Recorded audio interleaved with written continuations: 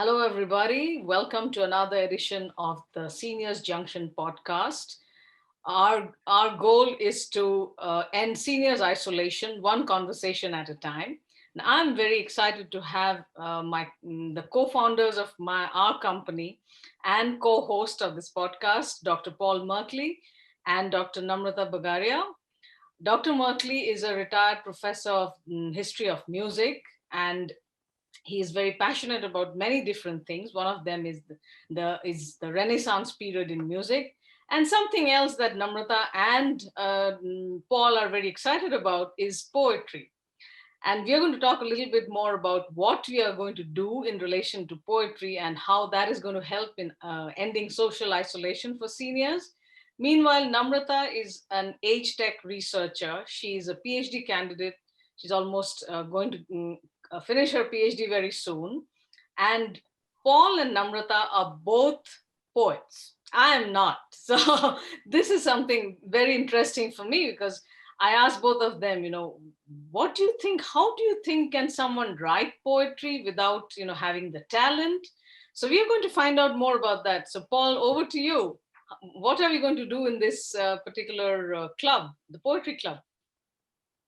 Well, I think that we want people to enjoy poetry, writing it and reading it. Mm-hmm. And I think we'll have, the way we have it set up, each week a different topic or a different sort of thing. Mm-hmm. I just think we want to help people find the poet within. Mm-hmm. So would you say that everyone's got a poet inside? Because I don't think I could write a single line of poetry. Mm-hmm. Well, yeah. I would say that everyone does. I would say that everyone does. Mm-hmm. Yeah. And so Namrata, I know you can write poetry at the drop of a hat. Like so many times Namrata is like, instead of responding to a message that, we are exchanging, suddenly I find, oh, this is what, what it means. And it's in poetry, it's not in prose. So Namrata, how do you do that? Oh, thanks. So I'll begin from the beginning, like they say. I trained as a medical doctor, and when I was in med school, I think 2009 is when I started writing poetries. It was just, I started writing. I swear, I didn't have any training. I wrote something and it was lyrical. It was, poetic. And for me, poetry writing is my coping mechanism. So if anyone knows me personally, they usually know that I don't stress visibly so much. I do stress internally. So this is my coping mechanism when I'm going through things which are very challenging at a emotional level or at a cognitive level. But I've learned how to channel my my uncomfortable or challenging emotions. I wouldn't say I've mastered all of them, but some of them at least. So I think poetry writing started as a coping mechanism in university or in college, like we say in India. And then I didn't write anything for I don't know, 7-8 years. I wrote it only in 2009 or 10, and then I stopped because I thought, okay, this is accidental, accidental. But since childhood, I liked poetry. My favorite poet is Rudyard Kipling. So I would say that in 2015 or 14, I presented that work of 2009 to some people I knew. And they were like, what is this? You should write more. And then I started writing more. Then I again stopped. Because then I was like, okay, maybe this is an accident. How can I write poetries? I'm a CEO of a startup and I'm this and that. So I had all these things. But it's only until I moved to Canada and then I realized that I'm living isolated as a newcomer and I need like when you meet people, it's not always possible to have a deep emotional exchange. And for me, then this became, and then particularly a friend of mine, and I'm really thankful to him. And he's like, when you die, after 200 or 300 years, you'll be very famous. And I looked at him and I was like, what? He's like, yeah, your poetries are like Rumi. And it stayed with me, the Rumi part, because Rumi is my favorite poet. But then when I realized that when you're writing, you're self-doubting and you're judging, because I didn't train as a poet, I'm not an art student, and then how can you write? So it's a gift, but now the gift alone is not enough. I made it a skill. So then I started writing one poem every day for long periods of time. And now that's how, like recently I had a family issue and a family challenge and I had to get through it. I use poetry. So for me, everybody has that, but everybody also has a poet and everybody also has a critic in them. And then you have to balance the two things. And that's how you can improve yourself. Wow, that's such a lovely story. So, Paul, how did your journey in writing poetry start? I think I liked poetry even as a child. Okay. And I would try my hand at it. You know, what you read, you sometimes like to try to write, and I would try little things. Um, and yes, I've had periods too where I didn't write any at all, but I've always appreciated poetry. And I suppose as a musician, it's a good thing I did, because so much of music is song, which is poetry and music. So it's never been far from me. What you just said about talent and skill makes good sense to me, because you know, poetry, there are forms too. There are verse forms, there are and then the sound of it is so important. So I don't know, I've always enjoyed it, and I've always been glad, to the extent that I've understood it, I've been glad of that. And I think other people appreciate hearing thoughts expressed in that way. Mm-hmm. Mm-hmm. That's I'm actually the official or unofficial poet laureate of my walking group. wow. That's Yeah. fantastic. Oh, that's really exciting. So why does a walking group need a poet laureate? Well, because you have to memorialize some things in verse, right? You have to Oh, wow. distill them. And anyway, so I have that. My So, group is called the Rogues, and I am oh, the poet laureate of the Rogues.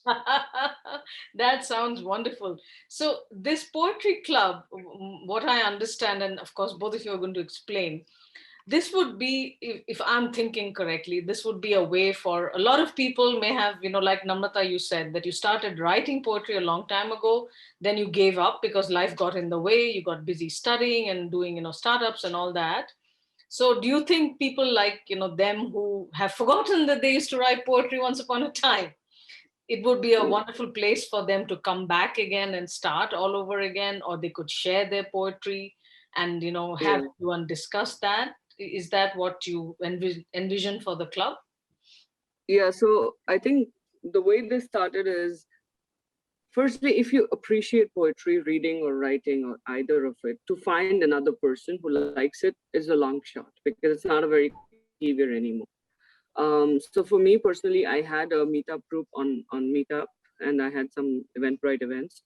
So I've done this as a poetry slam a lot, many times virtually. So I know that people, and I've met all kinds of interesting people.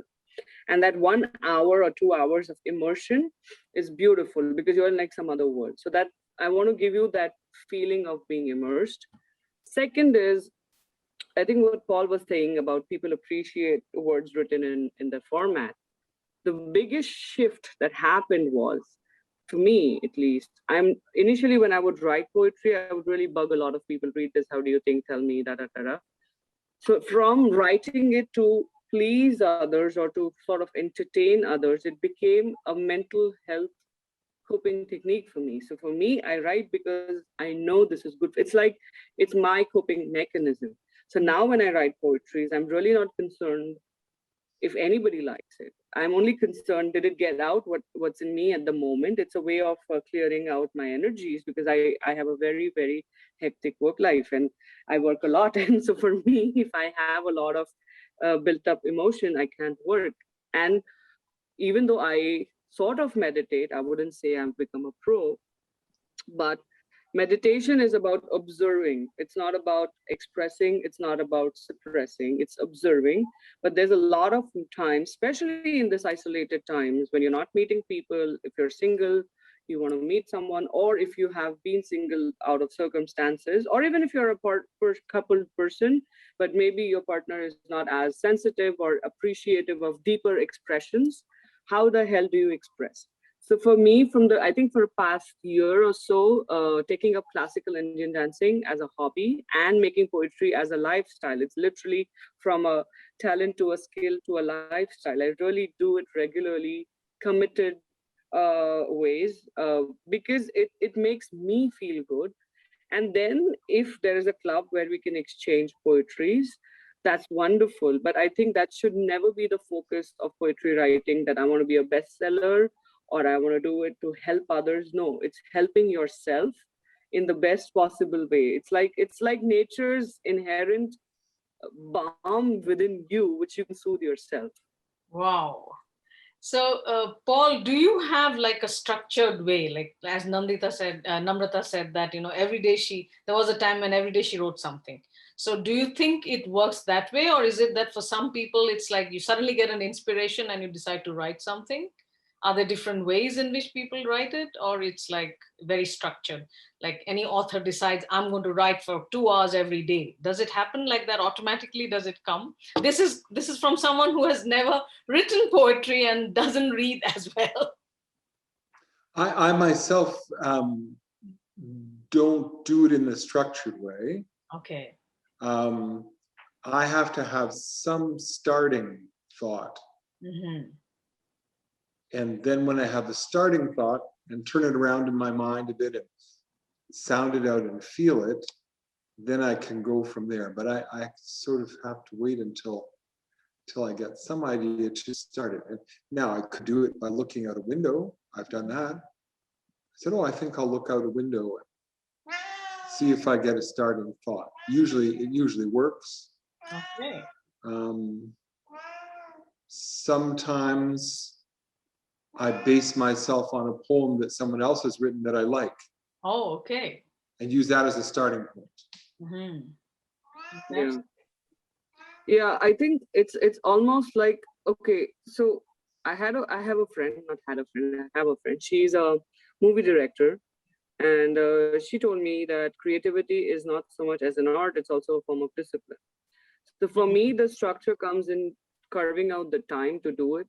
So my poetries, if anybody reads them, they're not classic rhyme poems. Some may rhyme, but they're just a flow. They have a flow, but they don't have the classic rhyme.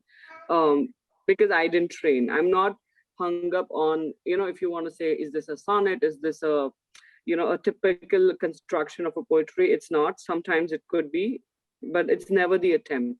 So for me, the discipline comes with a commitment that I'm going to write. I don't care if it's good. I don't care it's bad. I don't care. So it's a practice almost to reduce self-judgment, because most of us suffer more inside our heads than we suffer outside. So imagine if somebody told you something and you developed intense feelings, maybe a liking, you have a liking. And if you just met the person once or twice or thrice, now it's insane to go and express like in a very romantic era style, whatever you want to this other person. But then if you write it in a poetry, you're doing justice to your own internal environment that you got an outlet. And the same thing with something negative. So for me, intense emotions need healthy expressions. They don't, even if you want to meditate, once you've written, for me at least, once I've written that poem, I have the capacity to meditate then. Otherwise, the whole meditation is about that thought or that emotion or something like that. And then it's not healthy for me. And I think going back to poetry writing, if you look at, like I trained in medicine and I then went into public health, we talk a lot about resilience and mental health and healthy strategies. Now, as a doctor, I cannot prescribe write poetry 10 times a day for 5 weeks, it's just not going to work. But in public health, what I realized is you need to have strategies which work at a mass level. And given that we are at a level in Canada and worldwide in this lockdown period, and my public health brain is thinking, what is it that cannot harm anybody? Because you cannot do no harm. That's the first ethical tenet of doing something, but benefit somebody.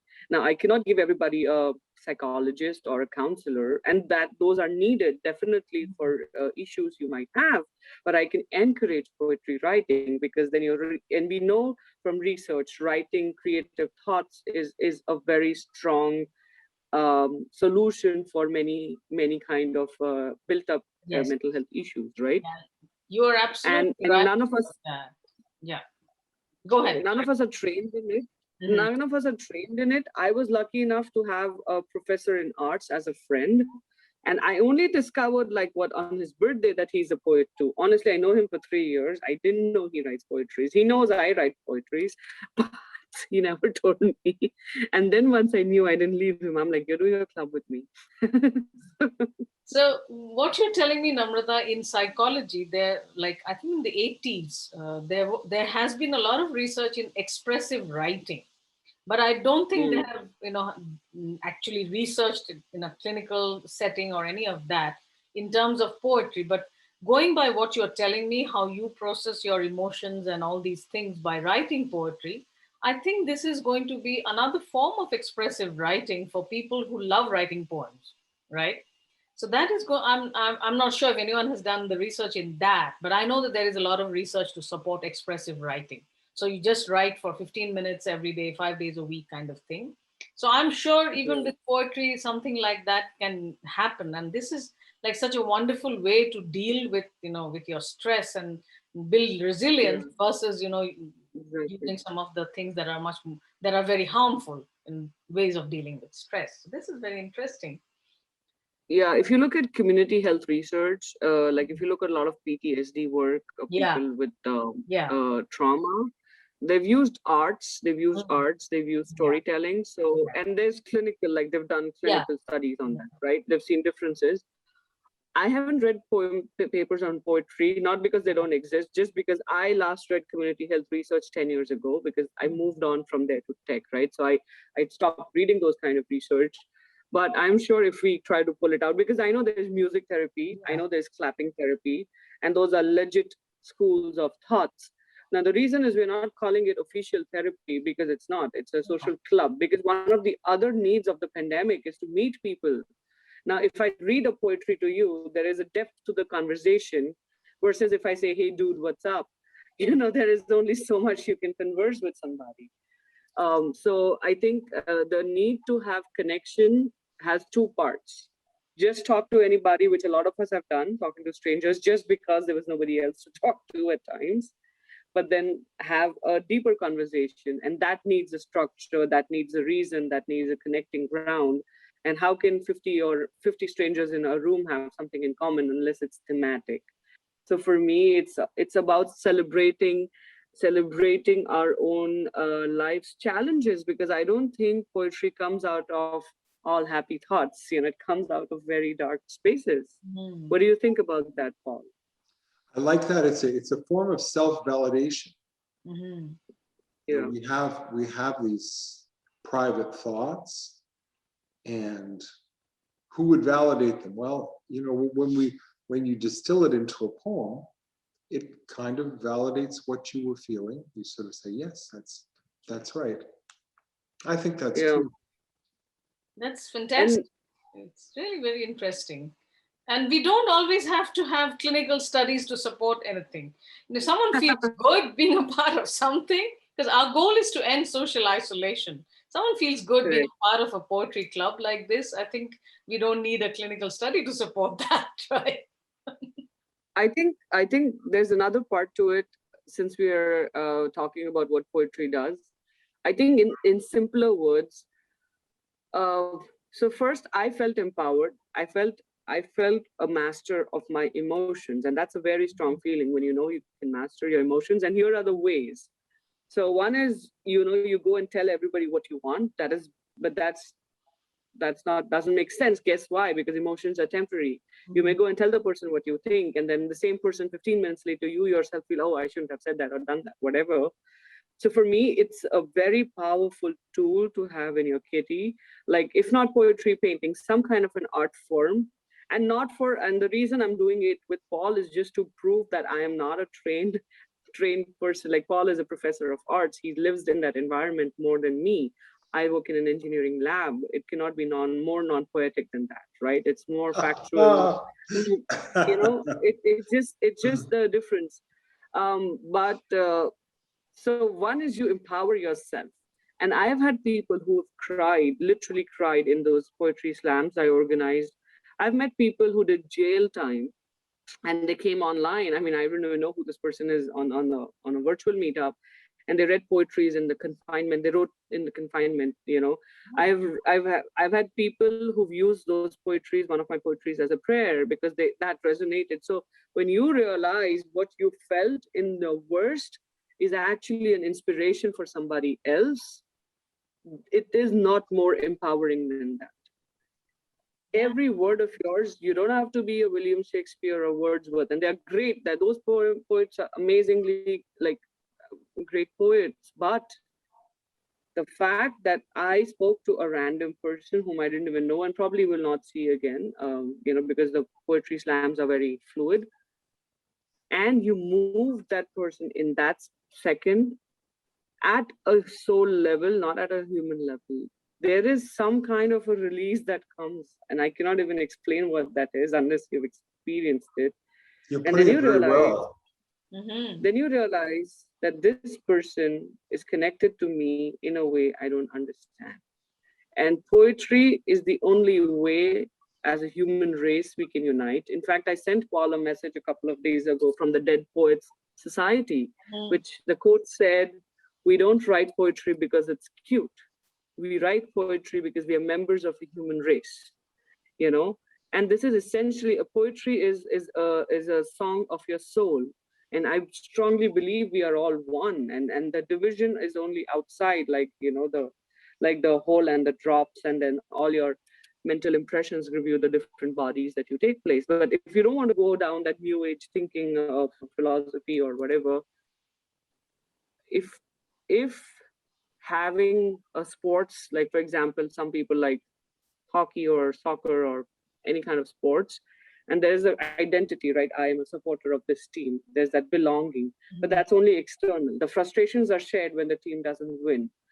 But take that frustration into the pain and now try and share that pain. The only way you can share pain, but that sharing of the pain is empowering. It's not diminishing.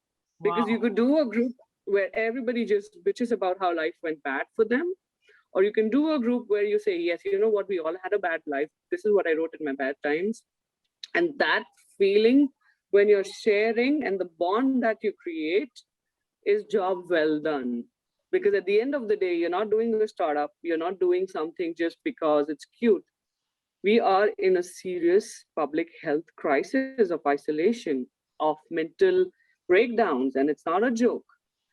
Everybody has faced it, not just older adults, it's younger ones, it's children, it's everybody. They're not playing with their friends, like we're not meeting our colleagues, we're not hugging people. So here's poetry. It's a mental hug. It's a mental saying that you're not alone, you're in this together. And I cannot think of a more powerful way to say that, you know what, 2020 was bad, 2021 halfway bad, but we got the time to look within and break all those barriers that we created. And here is an opportunity to connect. So I wish this poetry club goes out of our own Seniors Junction thing, but at least to begin with, it's a thing. What do you think, Paul? I think that's well put. That's what I hope to. That's what I hope to. And it's not just for people who already love writing poetry, it's for people who would like to try. I've met people who say, that's something I wish I had tried when I was younger. I wish I had paid more attention to that. Yeah. When I got into medical school, of course, there was no time. And then I wish I had paid attention earlier and tried. Well, you can try now. You don't have to regret. You can give it a try. You can see what it's like. There's a poet within all of us. Thank you. So thank you, Paul. Thank you, Namrata. It's been a lovely conversation, and I'm really looking forward to a lot of people joining our poetry club. And I'm sure a lot of wonderful conversations are going to come out of that, and we'll know a lot more. Thank you very much. Thank you. Thank you so much. Okay.